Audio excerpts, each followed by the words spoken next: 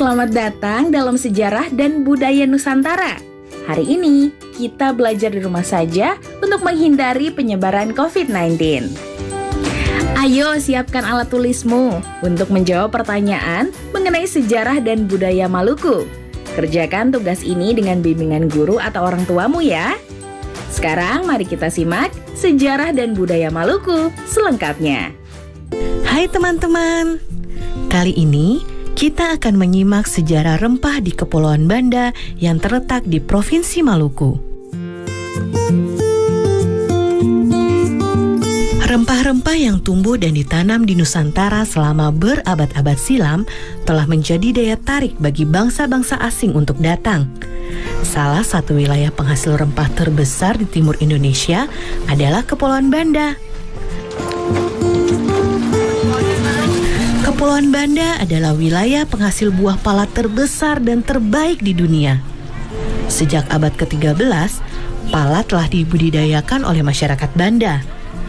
Kemajuan perkembangan perdagangan pala pada abad ke-15 membuat Banda semakin ramai dikunjungi oleh orang-orang asing dan perlahan menguatkan Banda sebagai pelabuhan rempah yang ramai.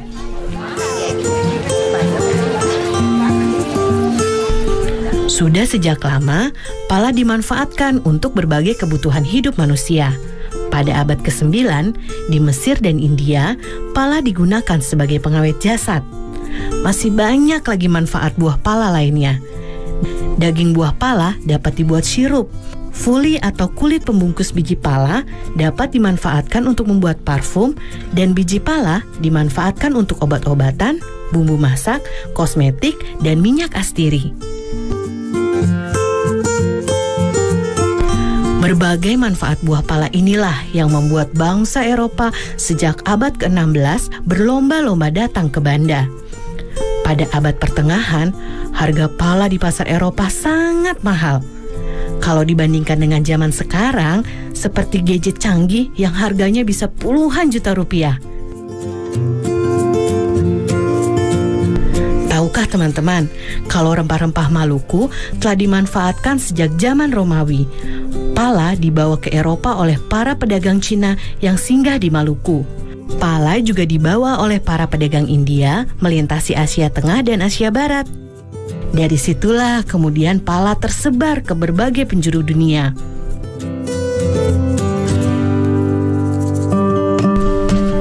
Selama puluhan tahun, bangsa Eropa berlayar mengelilingi dunia mencari sumber rempah-rempah.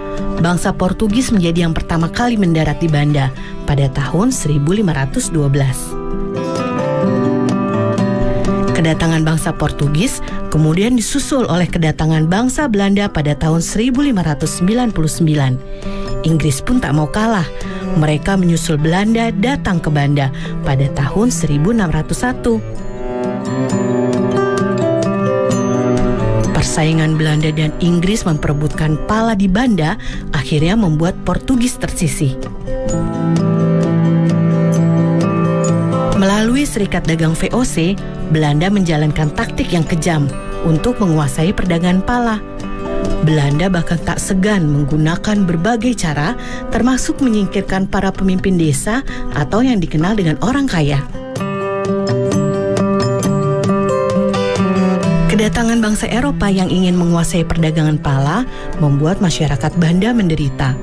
Kejayaan pala sebagai rempah-rempah yang dicari oleh masyarakat dunia justru membuat masyarakat Banda perlahan terpinggirkan. Pada abad ke-19, setelah Inggris berhasil merebut Pulau Run dari tangan Belanda, Inggris kemudian membawa pohon pala keluar dari Banda dan mulai menanamnya di Sumatera dan Malaysia. Sejak saat itu, monopoli perdagangan pala dunia yang dikuasai oleh VOC pun runtuh. Nah teman-teman, kini pala dapat kita peroleh dengan mudah di seluruh Indonesia. Ibu dan nenek kita sering memakai bubuk pala sebagai bumbu dapur. Kita juga bisa menikmati berbagai olahannya, seperti manisan, sirup, dan minyak gosok. Ternyata di balik bentuk pala yang mungil tersimpan sejarah yang luar biasa ya. Sampai jumpa di cerita seru sejarah Indonesia lainnya. Nah, adik-adik, sekarang waktunya menjawab pertanyaan. Siap-siap mencatat ya.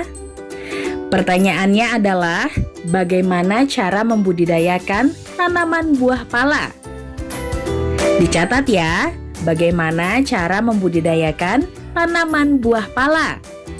Jawablah pertanyaan ini sebagai tugas ya.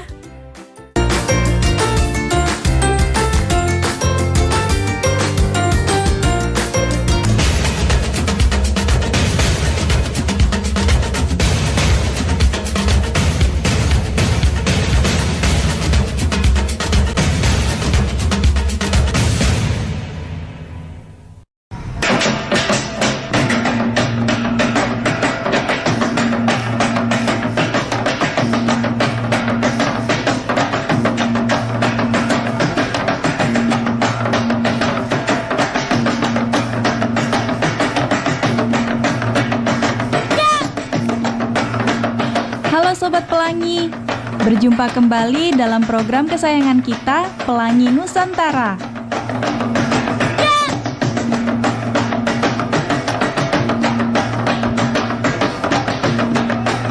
Sobat Pelangi, coba lihat teman-teman kita yang cantik ini.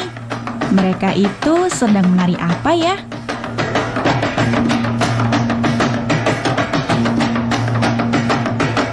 Oh, tari soya-soya.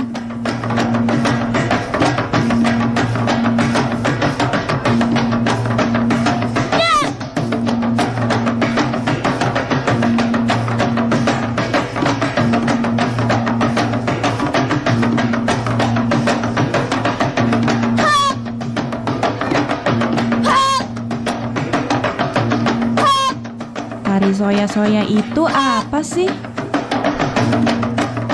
Adik-adik, tarian soya-soya itu adalah tarian perang ya, yang menceritakan tentang peperangan ya, kemarahan masyarakat Maluku Utara. Dan asalnya itu sebenarnya dari Pulau Kayowa. Ya, Pulau Kayowa itu di salah satu pulau di Halmahera Selatan yang kemudian menyebar ke seluruh Maluku Utara. Oh, ternyata tari soya-soya itu berasal dari Maluku Utara. Aku ingin tahu deh, latar belakang atau sejarah adanya tari soya-soya ini. Waktu itu terciptanya itu secara spontan sebenarnya ya adik-adik. Pada saat masyarakat atau yang di sana di daerah Maluku Utara itu disebut dengan Balakusu Sekano-Kano. Ya, Balakusu Sekano-Kano itu artinya rakyat yang merasa marah mengetahui bahwa Sultan Babullah diculik kemudian dibunuh. Seperti itu sampai terciptanya tarian tersebut gitu. Sobat Pelangi, perhatikan deh pakaian dan tata rias wajah mereka. Keren ya. Kalian mau tahu tidak bagaimana mereka merias wajah dan tata cara mengenakan kostum untuk tarian soya-soya ini? Kalau aku sih mau tahu banget. Kita simak penjelasan berikut ini. Untuk kostum soya-soya, ini dari setelan seperti kemeja dan celana panjang. Kemudian ada selempang kiri kanan, ya, warna merah atau kuning. Kemudian rok. Nah, rok ini adik-adik berwarna 4 aja, ya. Topi itu kita namakan toala lipat, ya. Tidak ada ornamen lain kecuali ngana-ngana di sebelah kanan. Dan salawaku yang kita pakai di kiri itu menggambarkan seperti ornamen untuk perang ya waktu saat itu.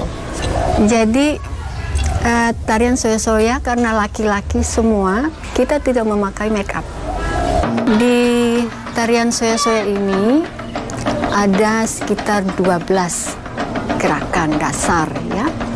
Nah, tapi sampai sekarang itu kita belum ada namanya. Dari gerakan 1 sampai gerakan 12. Tapi setiap pergantian gerakan tadi sudah ada namanya, yaitu namanya sayak ya. Jadi gerakan setiap pergantian dari gerakan satu ke gerakan berikutnya itu kita namakan saya. Dan salah satu gerakan yang kita sebut suba yaitu pada saat kita hormat, ya, kita duduk kemudian kita hormat itu menggambarkan kita menghormati. Jadi cerita dari setiap gerakan itu ada ceritanya. Salah satunya itu kita suba, itu menggambarkan kita suba atau hormat atas jenazah yang sudah ditemukan tadi, jenazah dari Sultan Babulah tadi. Jadi kostum adik-adik yang digunakan untuk penari soya-soya ini sangat unik ya. Kita adaptasi dari bangsa kolonial dulu rupanya ya. Jadi ada atasan setelan putih-putih dasarnya dan memakai rok. Jadi penarinya semua laki-laki, tetapi kostumnya ada memakai rok ya.